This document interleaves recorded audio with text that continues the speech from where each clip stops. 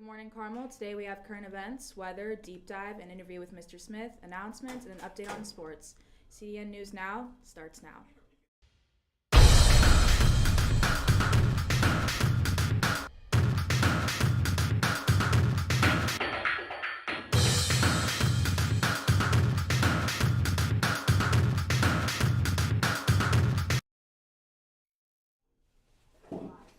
Good morning, Carmel Catholic. My name is Jaden Hampton. It's 8:03. Let's get into some current events.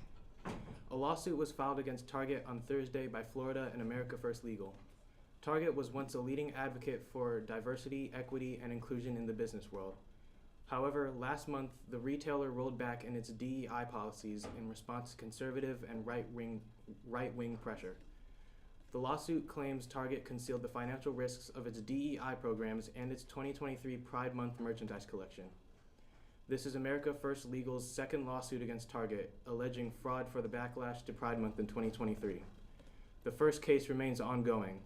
So far, Target has not commented on the lawsuit. More than 50,000 probationary civilian employees of the Defense Department could lose their jobs soon. That's according to an official familiar with the matter. The final number could be less because some workers are likely to get exemptions. They are for people in roles like intelligence, cybersecurity, and foreign military sales. In total, more than 900,000 civilians work for the Defense Department. The terminations could start Friday. Major U.S. airlines are challenging part of a new rule for disabled travelers. The rule made for airlines responsible for damaged or lost mobility devices, including wheelchairs, scooters, and walkers. In a filing with the U.S. Court of Appeals on Tuesday, the airline trade group Airlines for America and 5 carriers, American, Delta, JetBlue, Southwest, and United, argued that the rule is unlawful and that the Transportation Department exceeded its authority by putting the requirements in place. The airlines want it overturned, saying that some situations like turbulence damaging a wheelchair are beyond their control. The new rule was introduced by former President Joe Biden before he left office.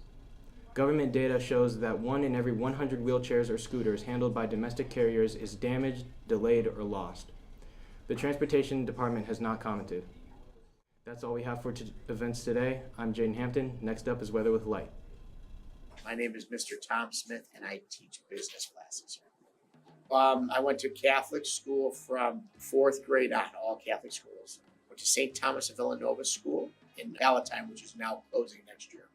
Went to St. Viator High School, St. Viator High School from 1985 to 1989. Went to Marquette University from my graduation from high school until 93. Then I went to Loyola University of Chicago to get my master's degree. Graduated from there, I believe it was 95. We didn't have the technology that you have. The most exciting technological thing we had was an Atari system, which was a single joystick with one red button, and we played Missile Command and Pitfall, and it wasn't like you have today. And we spent a lot more time outside. We were taught to be somewhat fearful of the world, but we weren't as fearful of the world, I don't think, as maybe some parents are today. We were allowed to go out and explore and maybe do things that were challenging. I don't think children have the ability to do today. Education is different. There was a lot more discipline and maybe slightly more rigor, but I think you learn a much larger variety of things today than we did, if that makes sense.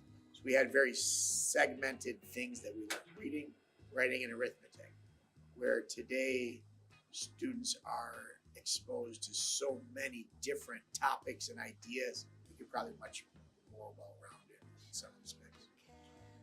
So after college, right before I went to get my graduate degree, I was working with my father at his furniture store. And we had a desk. It was this giant desk. He sat on one side and I sat on the other. We were just chatting and he asked me, he said, well, if you weren't going to do the furniture business, what would you want to do? I said, well, why? I love working furniture. I love being in the furniture business. He said, well, the furniture business isn't like it used to be. The margins are tighter, customers are different. He said, I would recommend that you try to do something different. I said, well, if I could do anything else, I'd teach history. And he said, go teach history. And I did. I went and got my master's degree and I was eventually hired here at Carmel Catholic High School in 1995. I was just getting ready, or I just graduated from my master's degree program. And I got a call from out of the blue from a girl that I went to college with. I hadn't talked to her in probably 2.5, 3 years. And we started talking, and she said, well, what are you doing? I said, well, I just graduated with my teaching degree. She's like, I'm a teacher. I said, oh, really?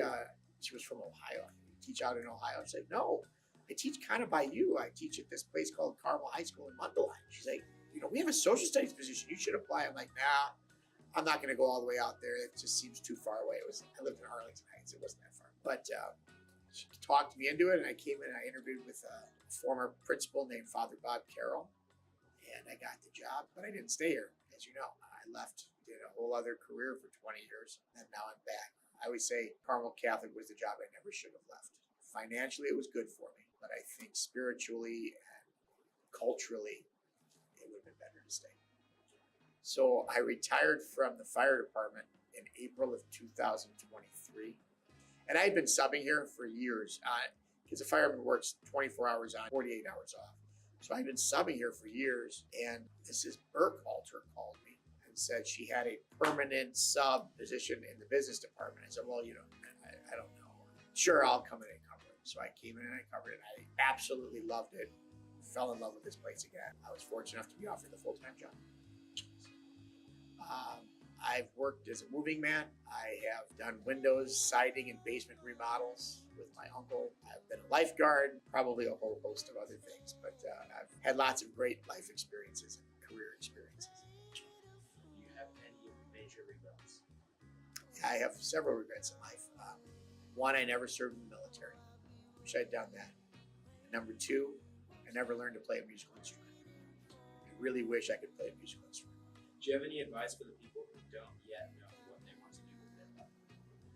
Don't worry. Don't worry about it. You will figure it out. Follow your heart. Do what brings you joy. Money won't buy you happiness. Money makes things easier. Does make things easier.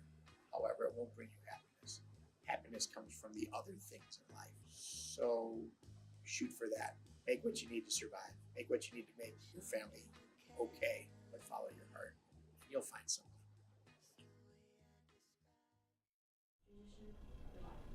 Good morning, Carmel Catholic. It's time for the weather.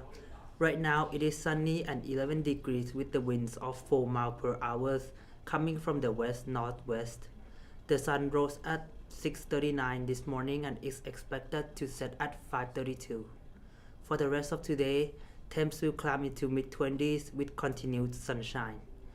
For the next week, temps will warm all the way up to the mid-40s to make for a welcoming warm week under partly cloudy skies.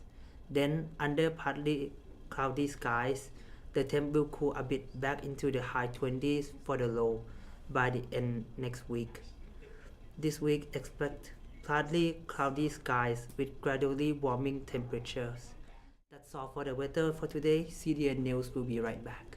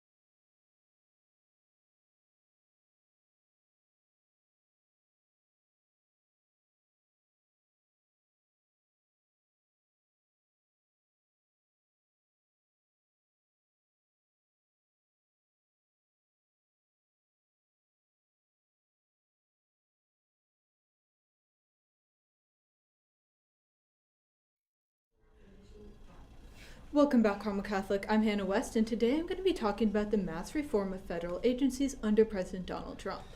In addition to planning to shut down USAID, the US's aid program, Elon Musk, multi-billionaire and CEO of Tesla, shares on how his government efficiency program is implemented in agencies across the board in search of possible positions to cut. Many of these agencies have also been investigating Musk companies. The CFPB, which is the Consumer Financial Protection Bureau, FEMA and the Education Department are all also on the edge of these mass dismissals and may even be shut down. These mass layoffs raise concerns for many, especially after the National Nuclear Security Administration incident. This administration maintains the nuclear warheads of the U.S. and supervises the production of new ones with a budget of $25 billion and 2,000 directly hired employees. Under the order of Trump, experts believe around 300 probationary employees, which are new hires, were fired. However, when the administration then tried to reach out to bring back some of the workers mistakenly fired, they found themselves unable to reach them, with their federal government email accounts having been shut off. This could not have come at a worse time, as the NNSA was in the middle of a modernization program for 7 nuclear warheads. After this, the Government Accountability Office deemed the NNSA around 200 positions below the level deemed necessary. Following this incident, on Tuesday, 168 probationary workers were cut from the National Science Foundation following orders from Trump. This cut is the latest from a series of dismissals largely focused on scientists and public health officials in civil service. All of these cuts mainly center on probationary members as they don't receive the same protections other federal employees have. That's all for now. I'll keep you updated as the situation progresses. I'm Hannah West, and next up is AJ with announcements.